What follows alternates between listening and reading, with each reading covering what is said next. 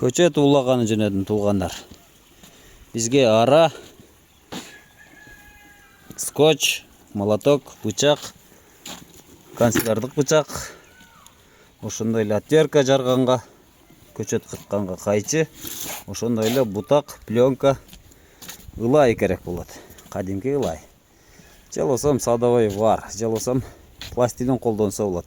Ошондой эле аба кирбеш үчүн пахта. Алабыз, урматтуу туугандар.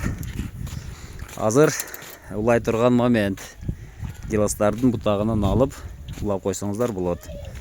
Анан көпчүлүгүңүздөр воловойго желтая драгана. Сары гилас издеп атасыздар. Сары гиластын бутагы бар. Бирок сары гиластын нөмөсү сатылбайт. Эгер 100 түпкө 100 улап койсоңуздар бир челектен берсе, кеминде эле ал 1 тоннага жакын гилас айып болот да. Ошого туугандар, бизде жаңы сорттордун бутактары жөн эле кесип эле калып калып атат. Салам алейкум.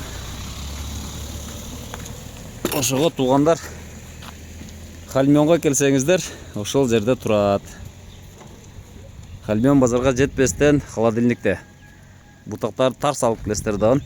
Жакшы сортторду улап алсаңыздар болот. Андан сырткары бизге быйыл подвой келетат. Буюрса жолго чечилип калды. 200 000 ВСЛ келет. Телефонду жөн эле жазып коюңуздар, келгенде кабар кылабыз. Ошону алып, ушундай бутактардан алып койсоңуздар болот. Кече кайрылгандай же болбосо, хотя бы жакшы сорттордон 4 түп алып коюңуздардан тигип коюңуздар. Августка барганда ошол жаңы алган тамырларды улап аласыздар. Ушундай туугандар.